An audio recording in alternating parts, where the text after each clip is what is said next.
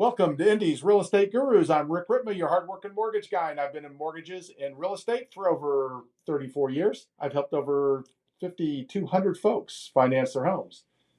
My team and I believe in custom tailored loans, not the one-size-fits-all approach. We believe there is the right mortgage for you, and we believe we are the team to deliver it. And I'm Arnold, part of Rick's hardworking mortgage team. I've been in the financial industry for 15 years, helping customers rebuild their credit to get the best possible interest rates. I also have a passion in helping you secure your overall real estate dreams. And hopefully, with my goal, you can always pay off your house early.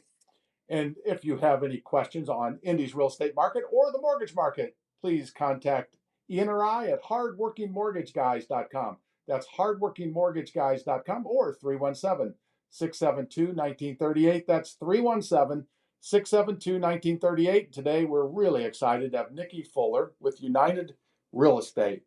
Niki, thanks for joining us. We appreciate it. Thanks for having me. You've got a really, really, really interesting story. So I'm really excited about talking to you about it. I think it's fantastic. So let's get started.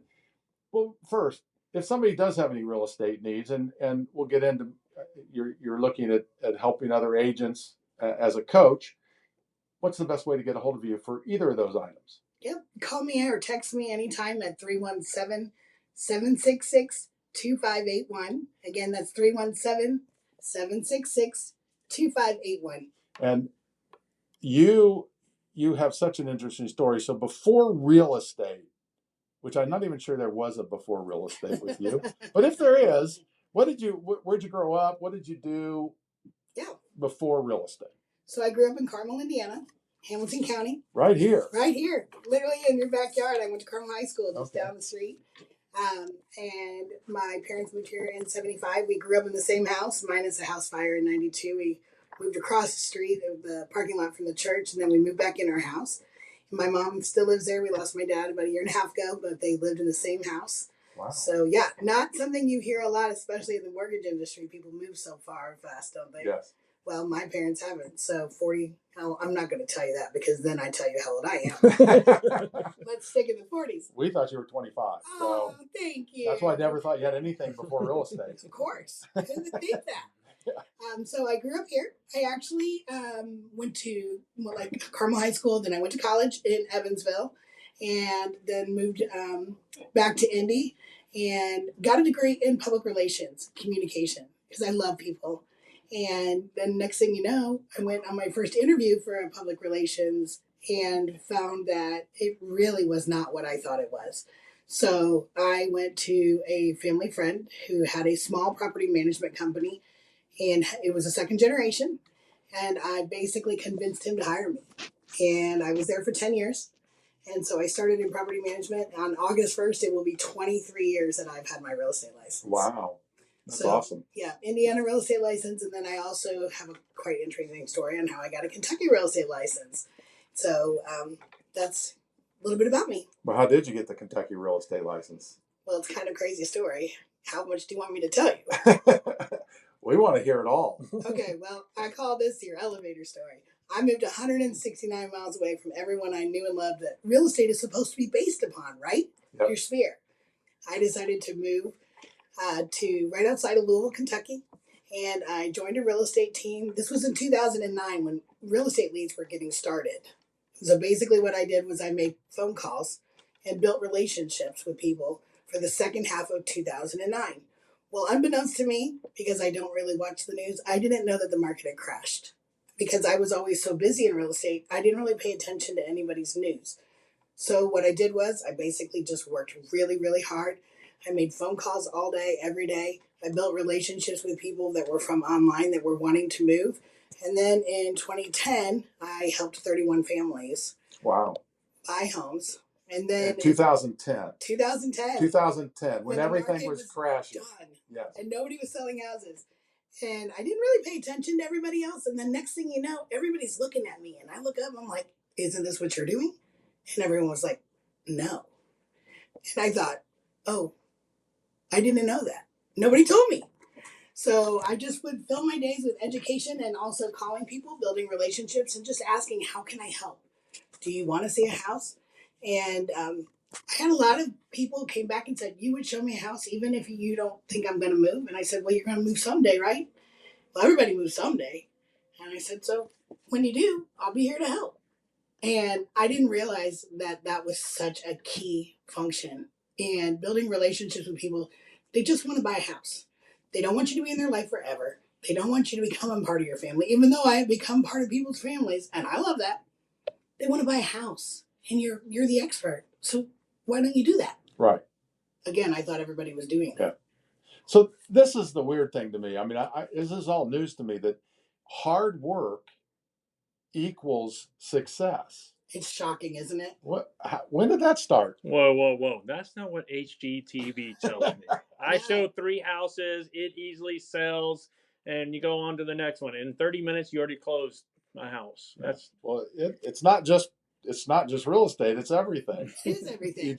It's amazing to me. Rather than everybody else, or not everybody else, but there were many people during that time, 2009, 2010, that they were sitting around complaining and not working. That's not really my philosophy. Yeah, and you worked and you did 31 homes. Yep. That's incredible.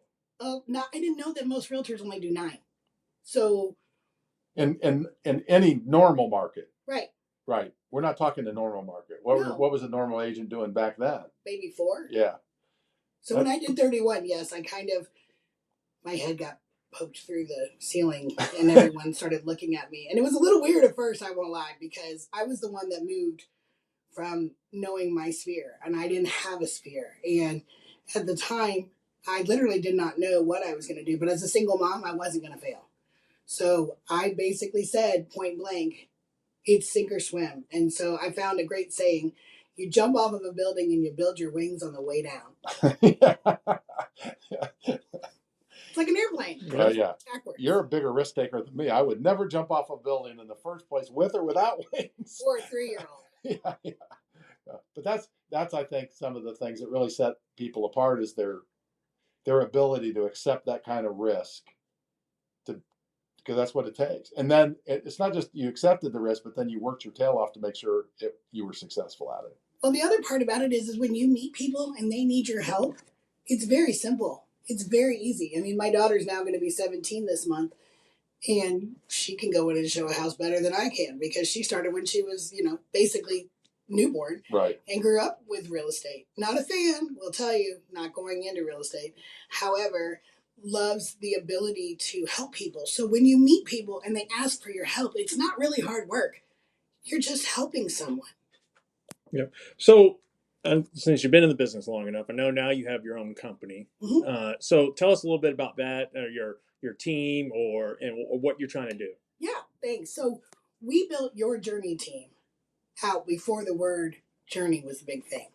There was a quote, and it was, it's about the journey, not the destination. Right.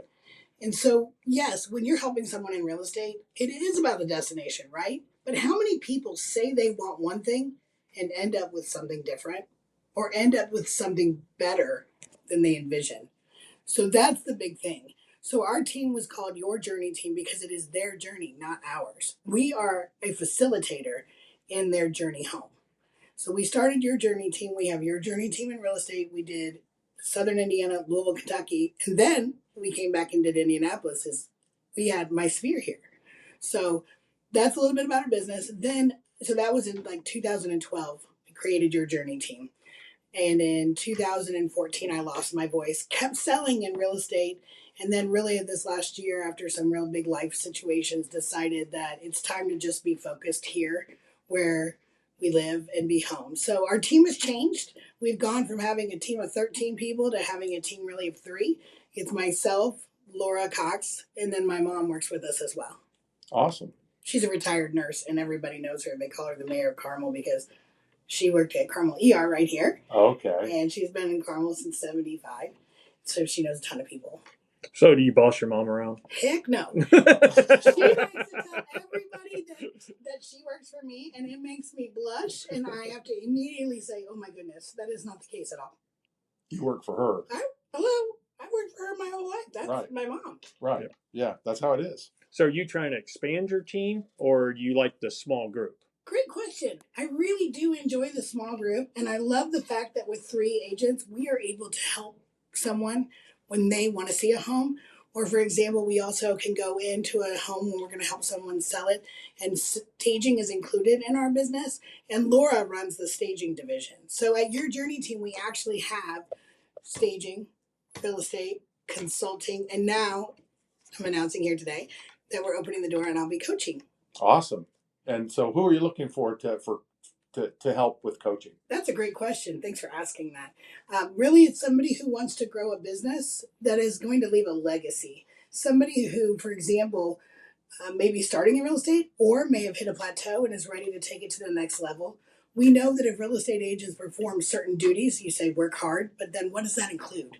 So, what my goal is to find people that want to grow. So, my ideal candidate person is going to be somebody who is at a plateau, wants to grow, is willing to be challenged, and will take action. I'm more of a person who wants to see someone taking action, whether that be social media, whether that be picking up the phone and calling their sphere and asking for their help of who do they know that's thinking about moving, or someone that's asking, how can I be a better leader? Because I love leadership as well. Well, I can tell you, I had never had a coach until late last year, and it is amazing. And I've been doing this a long time, and I've done a lot of business, but it is amazing how you hear the saying, work on your business, not always in your business. Right. And I'm one who gets very much caught up in my business. I'm sure. Instead of on my business. And it really helps to have a coach kind of pull you back and kind of just, it isn't even necessarily new things. It's just that they come up with things that you think, well, I know that. Why wasn't I doing that? And I think it also helps to have somebody who you're accountable to. Very much so. That like you obviously are self-motivated, and you went and you just did it, right? And you didn't have somebody telling you what to do. You were just calling people. And it's amazing how many people won't call. There is a very heavy weight on the telephone because of the idea of rejection. And when you call for a purpose of being helpful, it's amazing how that rejection just goes away. And people appreciate you just picking up the phone and saying, hi, saw that you visited our website, saw that you were interested in seeing a house. You want to go see it. Yeah.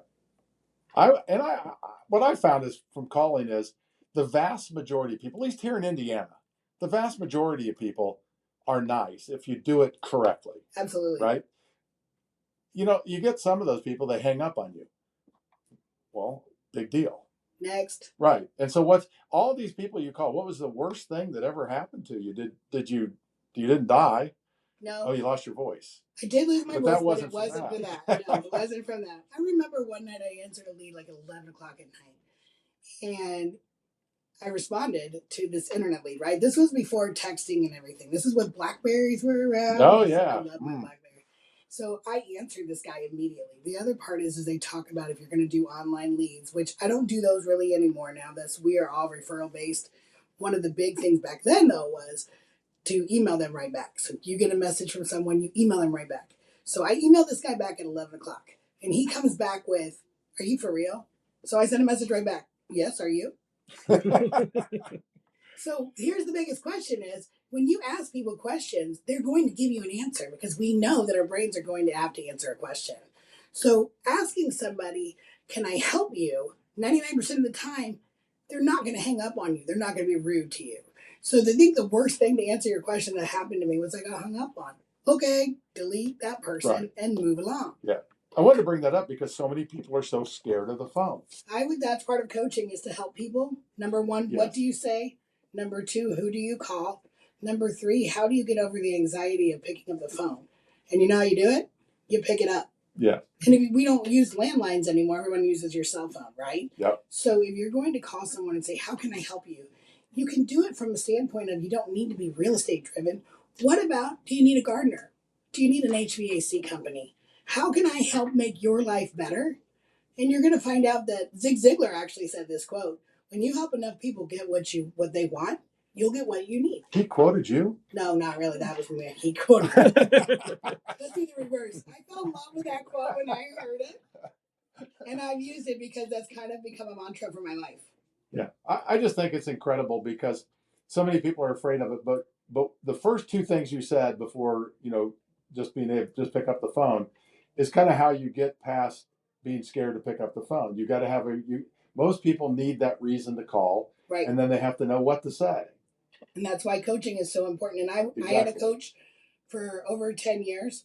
I can tell you one of the biggest things that I've learned is that same thing you said. I know these things. Why can't I do them? And the biggest part about coaching is it's helping you think bigger.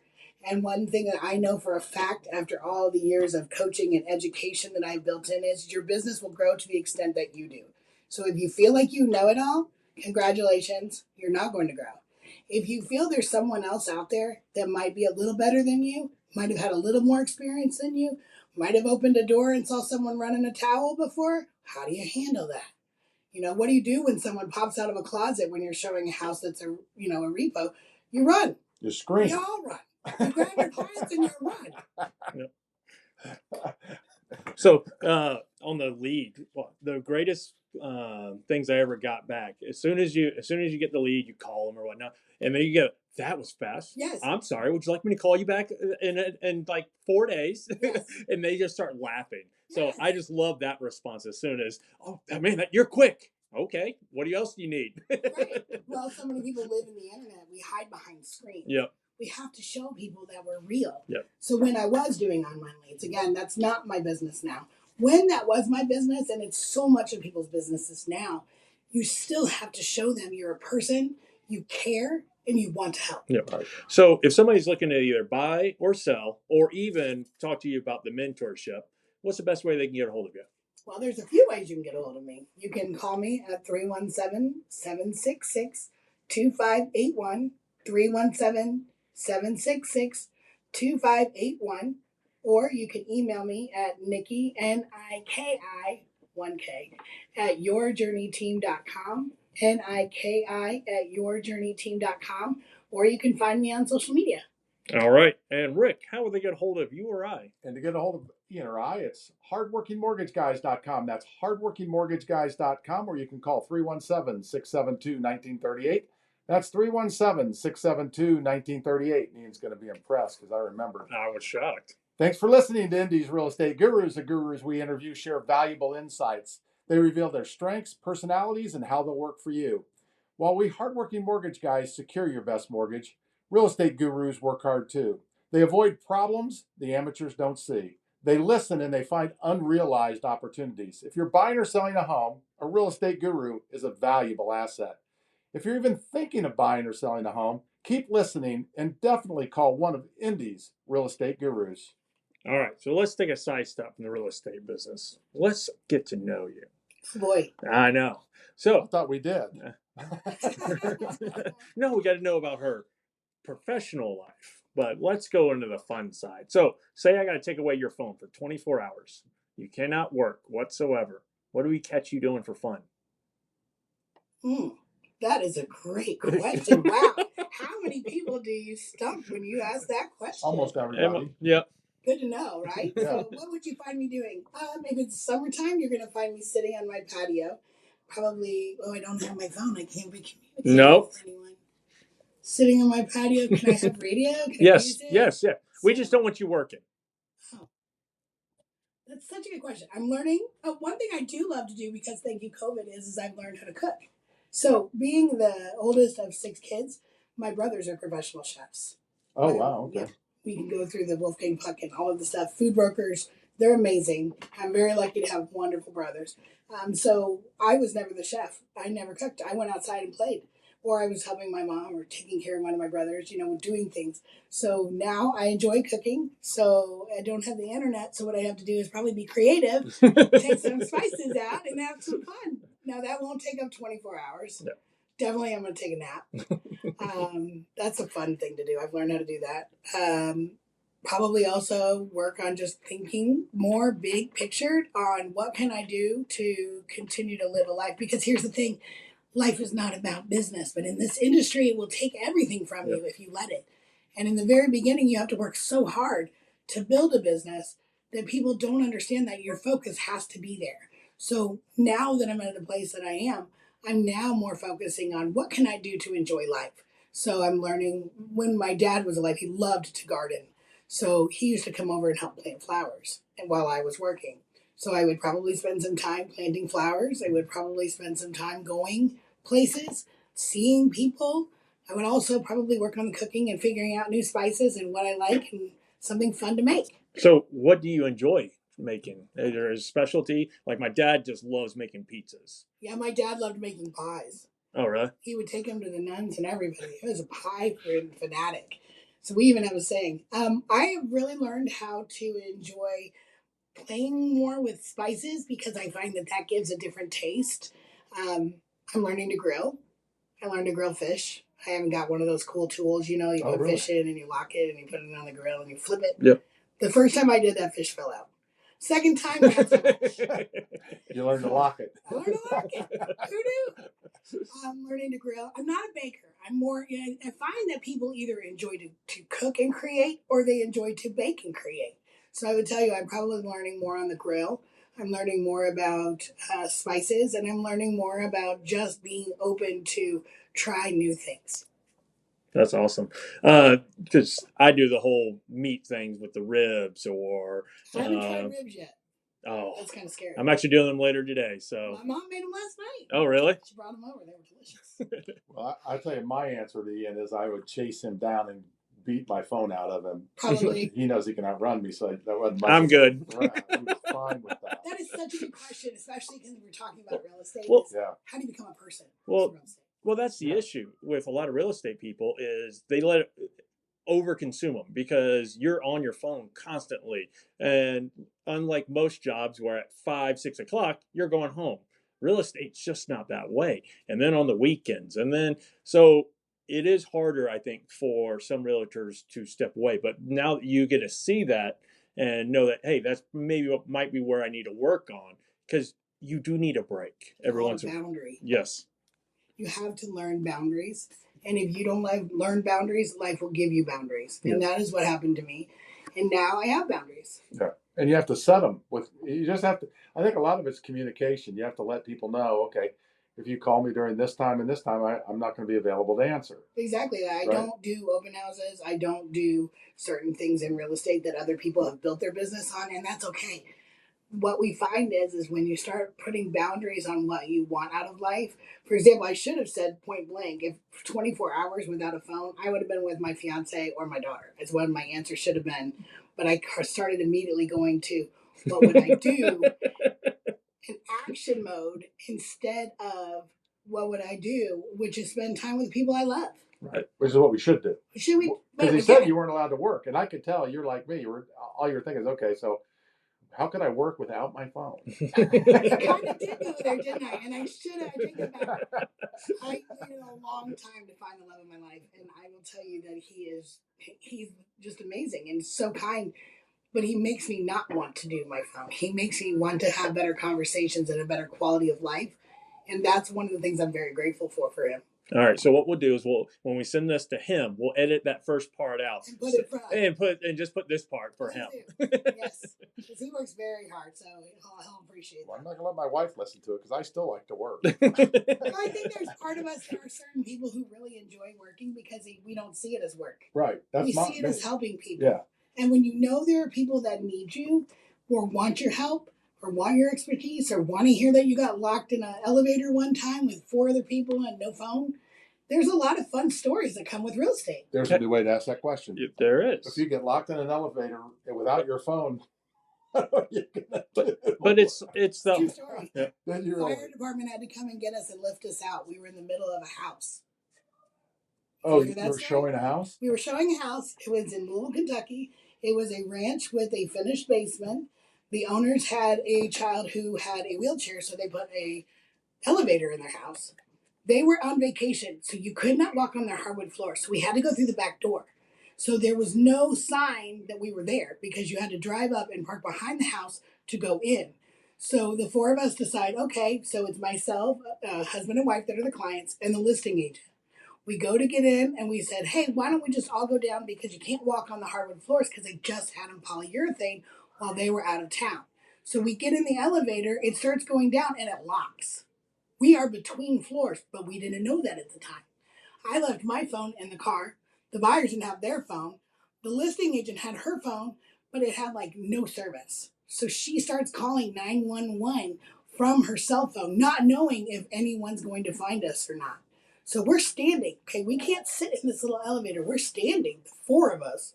And literally, next thing you know, the door opens up and there's all these firefighters. And now we are like mid-level. So they had to get us a ladder and we had to climb out. I took a picture as I was driving down the driveway. And I remember calling my friend Lincoln Crum and he said, you should write a book on some of the things that have happened to you in real estate. Because when I go to the old folks' homes, as he said, I'm going to have great stories. Yeah. Well, Do real estate long enough, you're going to get good ones. Yeah, that's a great story. So I know we went into your team, everything like that. So let's go into, what do you see towards the future? I know you stopped Kentucky because getting stuck in an elevator, you don't want to do Kentucky anymore. So where are you looking towards the future? That's a great question. So right now I am looking forward to helping some other agents grow their business, because there's a statement of standing on the shoulders of giants. Not to say that I'm a giant, but I have 23 years of experience in life that I believe honestly can help other people. I have taught a lot, so I'm taking coaching as my next. So what does the future look like? We still want to continue to help people that we know and love, or they know.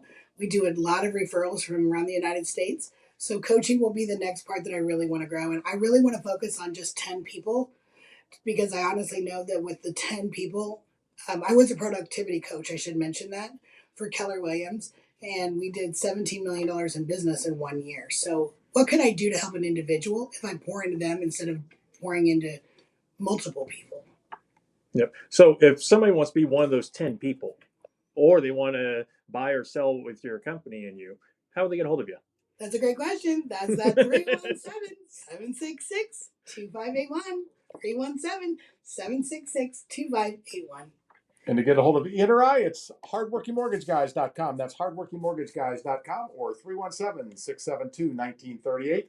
That's 317-672-1938. All right, now we'll do question of the week. And the question of the week is sponsored by, hey, Rick and I, the Hardworking Mortgage Guys, where we feel and believe by helping constant communication, since I can't communicate myself, but we still strive to have complete communication between you and your realtor by sending you constant updates. Nobody likes to live in a black hole, so we do not allow it. If you are a black hole person, I'm sorry, we are not the company for you. All right, so here is the question for you. What was your first car? Oh, easy. It was a Chrysler Sebring. Convertible? Hardtop. Hardtop. Wow. And so, how, any great memories? Because Oh yeah, I shared it with my brother. I got it as a senior in high school. My grandparents gave us a car, and my brother and I shared it. So lots of great memories, and figuring out how to share things like, a car, which is only one. When you're a kid with multiple siblings, you have to share. So I have lots of great memories. And then when I went to college, he got to keep the car, and I went to school. Okay. Did the car last through everybody, or did? No, just myself and my brother Tim. And then was it still alive when that was done? I don't know. That's a really great question to that too. When I went away to college, I kind of ignored that, and then I got a 1977 Ford Granada. So when you took your foot off the accelerator, I'd say thank you for flying Granada Airlines. The car considered to slow down, because it had that huge steel engine. mm-hmm. So that was my. I will tell you, if I had a fun car, it was the 1977, because I won't tell you how many years older or younger than it is of me, but it's not close, and it's very close, I should say. Well, the reason I asked the question that I did is because most people, it's amazing how many people, well, yeah, that first car didn't last that long. I forgot to put oil in it, and the motor blew for something. It's just amazing how funny some of the things have happened to people. So it's nice to hear with two kids had a car and it didn't die. No, in fact, well, my dad was in the automotive world, so I think my dad probably paid more attention to those things than we did. Yeah, I think that's the key. That's what I did. I actually taught my boys how to do the oil and how to check it and how to make sure everything was there, because I'm into cars. So that's impressive. They learned how to do all that. My dad never tried that with me. Yeah. I think he knew better. Yeah. Although I did have one of my boys driving back from, he went to IU and he's driving back from IU and he calls me and he says, Dad, my car's making a funny noise. What's wrong with it? Like, I might need a little more information than it's making a funny noise. So what are you going to do? But that's the way it is.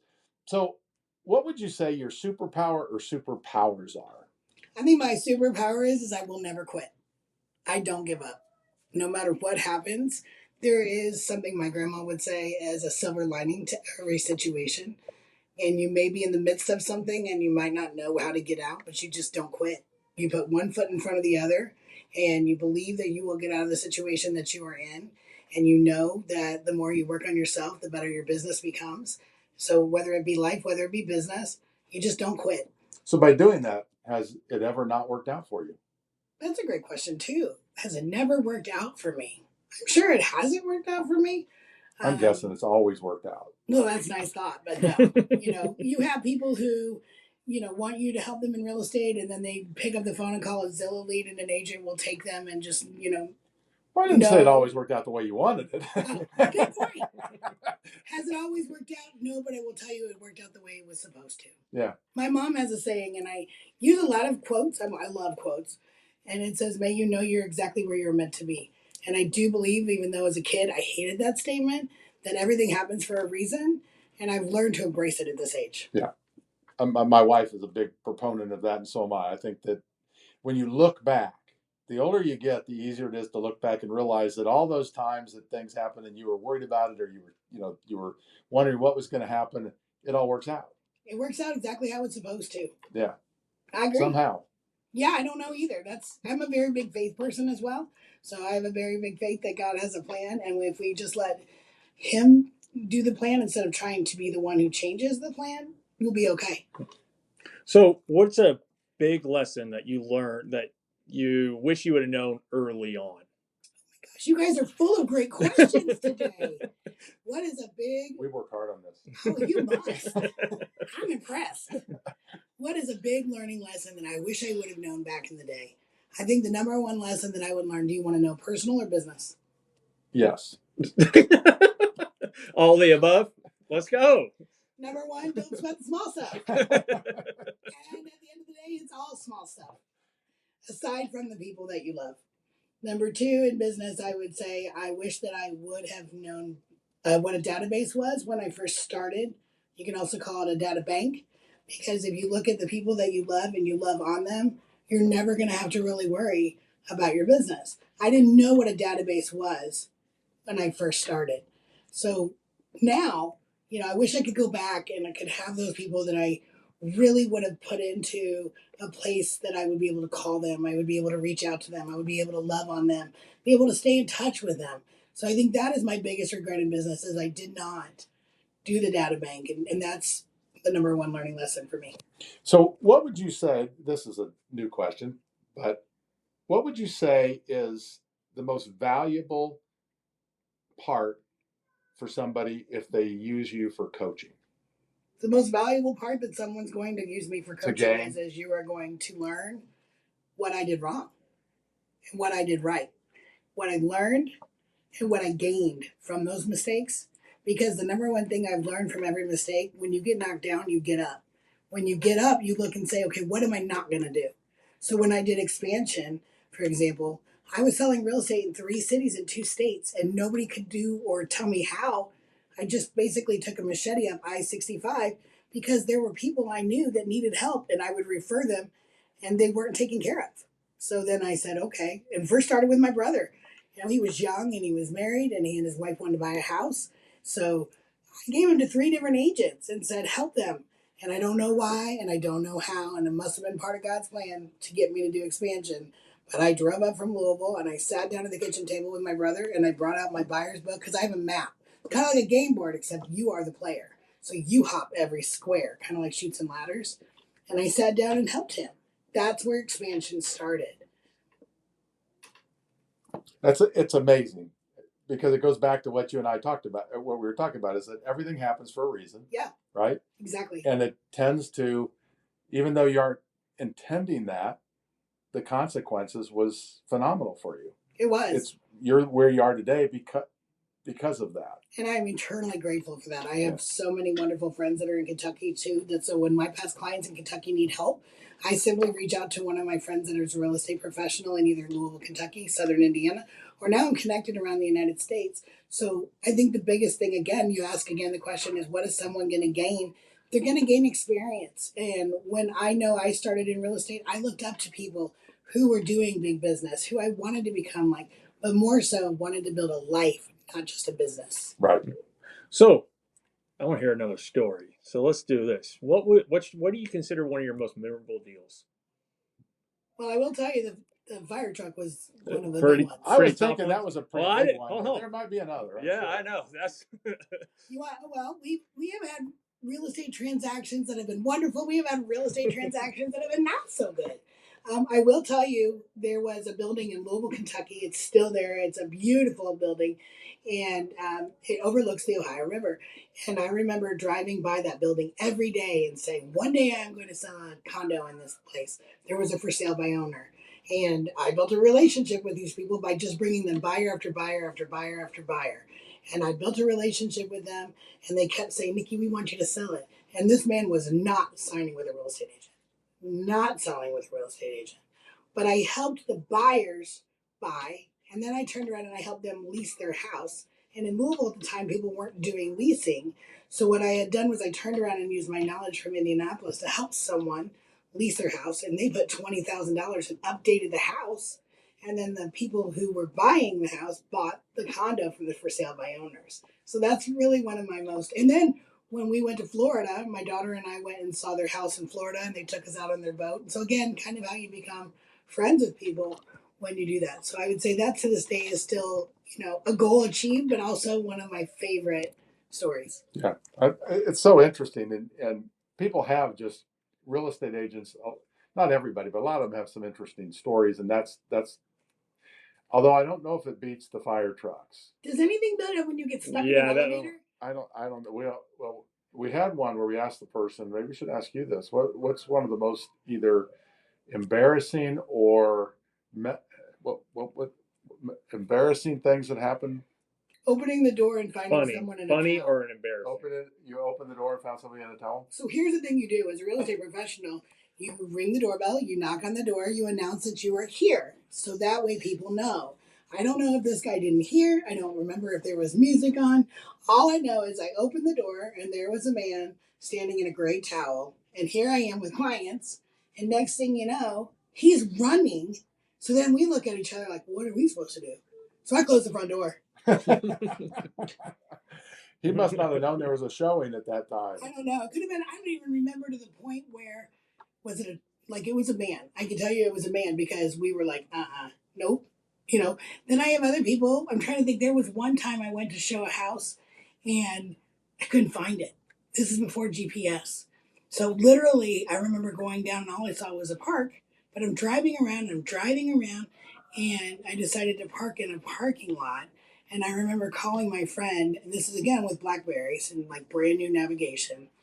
And he says, "Where are you?" And I said, "I don't know." He said, "What do you see?"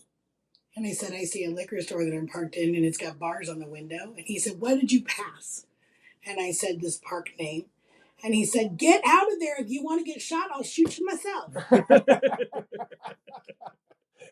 And she says she didn't have other stories. Look at this. That's what I was thinking. She probably, with all the years of business, I'm sure she has a lot. Oh, so you mentioned the GPS thing, and Yes. I know you've been in the business for a long. So how has technology?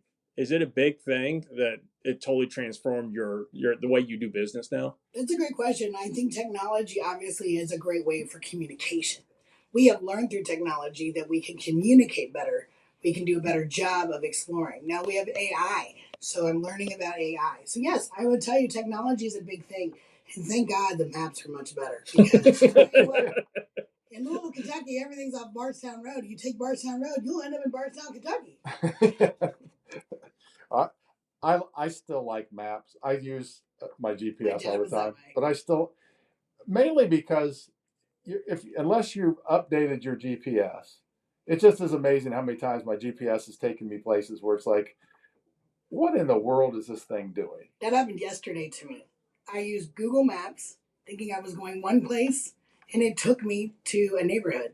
I put it in Waze, and it took me to exactly where I needed to be. So literally, I agree with you. It was an aha. Oh, I need to double check this again before I just put it in and go. So Waze is more I use accurate, that. at least at that. Yeah, I know. I've used it in the past. I don't really need it much because all I do is drive back from home to work, and I pretty much got that down. I know how to get Sounds here. like you know how to get there tonight. Yeah, multiple ways. I will say one thing about technology that has helped us tremendously is the MLS system. We are able now, because of all the different platforms, buyers go out and look for their own home. What they really need is they need our expertise. They Right. need our negotiating ability. They need someone to write correctly a purchase agreement or a listing contract. Because if you don't put something in a listing contract, someone's going to ask for it. And because it's not excluded up front, what are you going to say then? Yeah. So it's extremely important. I do love technology for the fact that people now have access to look for the homes, just like we did. Some people don't like that. I think they do. What they have to know, though, is it's like going to a doctor's office. You can go on WebMD, you can acknowledge yourself, you can put a Band-Aid on it, but what can a doctor do that's better than that? Right. I agree. We talked about that the other day. If you're trying to build, like, I can watch all the videos I want on building a cabinet. Right. I still can't build a cabinet. No. You know, not even with the same screwdriver. Right. I don't have the tools nor the expertise. So it's like you can learn about it, which is helpful, but you still need a professional who is, in my opinion, a guru who knows what they're doing. Absolutely. That's the key. And if it's not a guru, I think you need, if it's a more inexperienced, you need to make sure they have a solid guru behind them. 100%. They have that team behind them that can make sure that you don't get caught up, because my little tiny things that you forget on a purchase agreement could cost you thousands and thousands of dollars. Well, or a refrigerator. Yeah, or a refrigerator. I've been there, done that. Yeah. Never forget to put a refrigerator in a purchase agreement, because I bought one before. That's how you remember. Yeah. Then that's the benefit of a real estate. If they make a mistake, they'll have to pay for it. Absolutely. Yeah. That's the other part. You should definitely be working with somebody who has ownership and accountability. Yeah. It makes all the difference. So, what are two resources that you have or have had that you think, man, if I didn't have these two things, I would not be where I am today? That's a great question. And I honestly will tell you, it is a cell phone and it is email. Even though I don't like email, because we all get too many emails, right? Yep. But without email and your cell phone, those are communication tools. That is how you reach people. So I really will tell you, electronics, technology, if you said, what would I not do? If you were to say, where would I have been or where would I not have been, it would have been taking the chance and believing in yourself. Taking a risk. Yep. And because no matter what, you're going to make it. You just don't know how. Yeah. Well, I know for me, I'd rather have too many emails than not enough. Good point. That's what I'd rather have. All right. So I'm kind of curious on your answer on this one. So you've been in the industry long enough. So how have you seen, let's say, a first-time home buyer when you first sold them the house early in your career? What has the benefit of them towards the future? Like, are you going to help them upgrade and stuff like that? Absolutely. I will tell you the best part about home ownership is it teaches you financial responsibility, and it also is a wealth building tool. Most people think, oh, I'm young, I should rent. No, you're going to be spending money no matter what. They should call you guys, get pre-approved, and buy a home that is small. It's not your parents' house. It's not going to be where those things are. But the number one way to answer your question is it's a wealth building tool. Why are you going to pay rent to somebody else who's using your money as their wealth builder? Why don't you look at it as, I'm going to buy a smaller house. It may not be what I want, but I'm going to use that as a stepping stone to build a better future. Yeah, it's the most beneficial thing most people can do for their financial wealth. And that's why we want to educate people. We're not just here to help you buy a house. We're here to help you learn about financial wealth. And if somebody wants to learn about financial wealth or buy a house, or they are looking for any coaching as a I love that you guys asked this so many times in this show. That's great. What's the best way to get a hold of you? One more time or two more times. It's 317-766-2581. 317-766-2581. And I think call or text that number, right? Call, text, yep. All right. And to get a hold of Ian or I, it's hardworkingmortgageguys.com. That's hardworkingmortgageguys.com. Or you can call 317-672-1938. That's 317-672-1938. And that does not take text. That is our office line. And please follow us for more Indies Real Estate Gurus. Niki, thanks for coming on the show. It's been a pleasure having you on, and the stories were fantastic. Thank you so much for having me. Great. All right. And reminder, if you know any friends, family, or coworkers looking to buy, sell, or refinance, contact us. We'll be more than happy to help you.